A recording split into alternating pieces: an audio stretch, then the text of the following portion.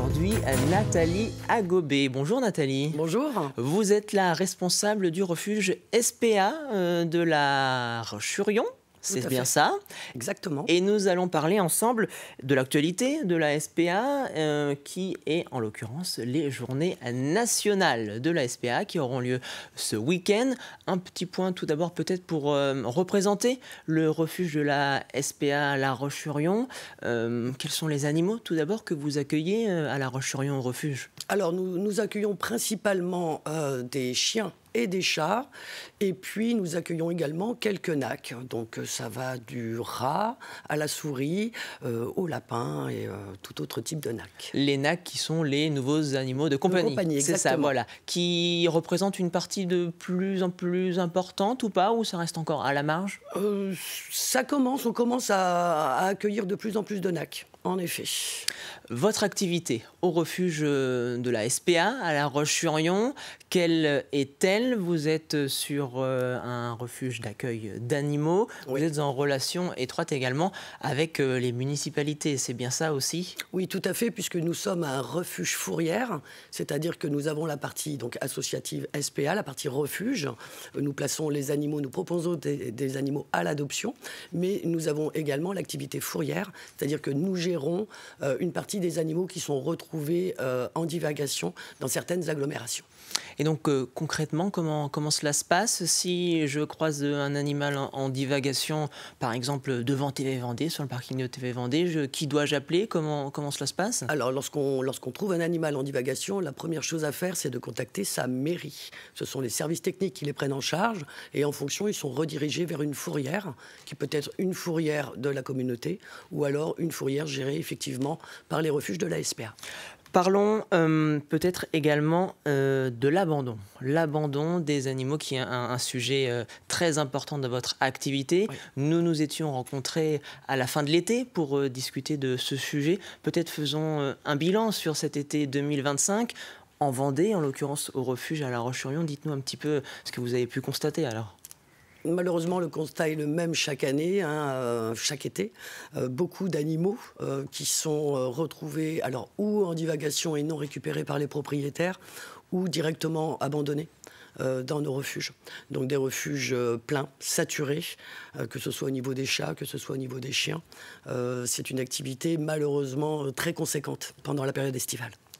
Oui, vous parliez de saturation des refuges. Rappelons-le ici en Vendée, 2 refuges SPA, c'est oui. Bien ça? Un à La Roche-sur-Yon, l'autre... Sur le château d'Olonne. Sur le château d'Olonne. Oui. Les situations sont identiques? Les situations sont malheureusement identiques.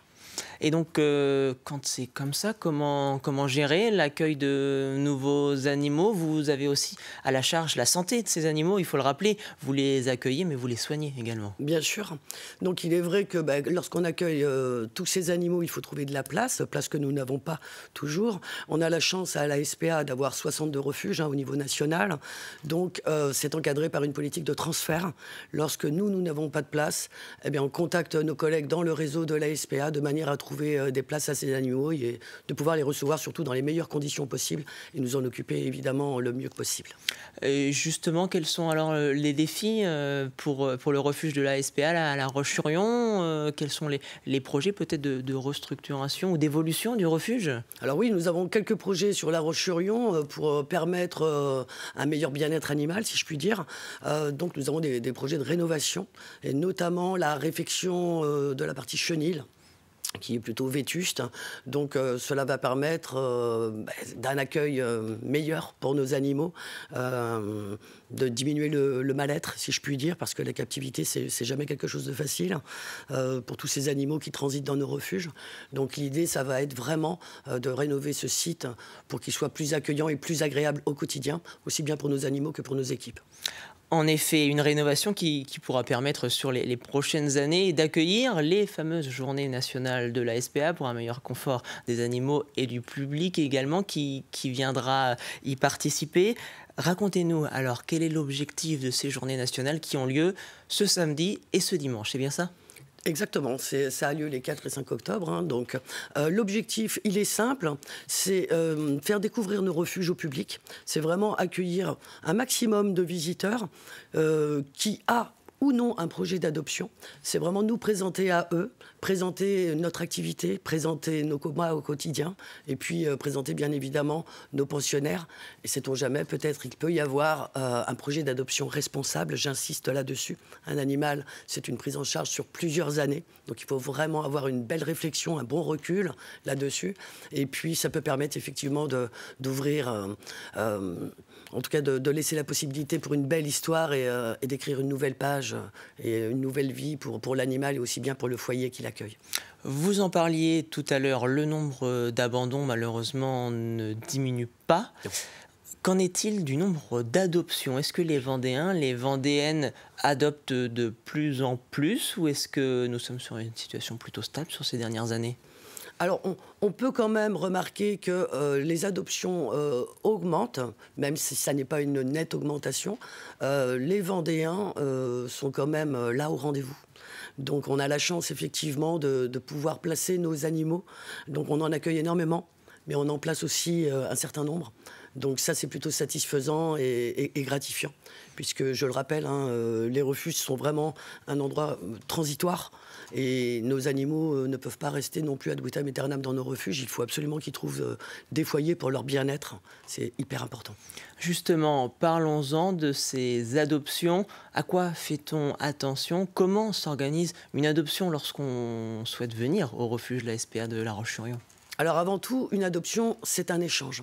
C'est un échange entre nos équipes et la personne qui se présente à nous. Et il est très important de pouvoir proposer le bon profil d'animal à la personne qui va se présenter à nous. On ne va pas proposer le même animal en fonction du cadre de vie, en fonction de l'envie, de l'activité des personnes. Donc il est vraiment très très important d'échanger, de se comprendre, et puis de pouvoir avancer ensemble en prenant son temps. C'est très très important, j'insiste là-dessus. On prône l'adoption responsable, parce que c'est un engagement sur plusieurs années, et c'est donc vraiment une réflexion de chaque instant. Et quelles sont peut-être les questions qui vous sont posées par les personnes qui souhaiteraient adopter? Est-ce qu'il y a des problématiques ou des questions qui reviennent lorsque les gens viennent se rapprocher de vous? Bien évidemment, les personnes qui se rapprochent de nous aiment connaître le passé de l'animal, quand c'est possible. Alors je le rappelle, nous sommes un refuge fourrière, donc nous prenons en charge des animaux directement abandonnés dans nos refuges, confiés à nos soins. Mais il y a aussi la partie fourrière, comme je le disais tout à l'heure, où lorsque les animaux ne sont pas récupérés par leurs propriétaires, eh bien, ils vont transiter aussi par le refuge et être proposés à l'adoption. Donc on ne peut pas inventer des histoires qu'on ne connaît pas. Il y a parfois des animaux qui ont un passif. Donc l'idée, c'est d'observer. Nous sommes aussi encadrés par des éducateurs qui nous aident à mieux les comprendre, et puis à les placer dans les meilleures conditions possibles en fonction de leur comportement, notamment.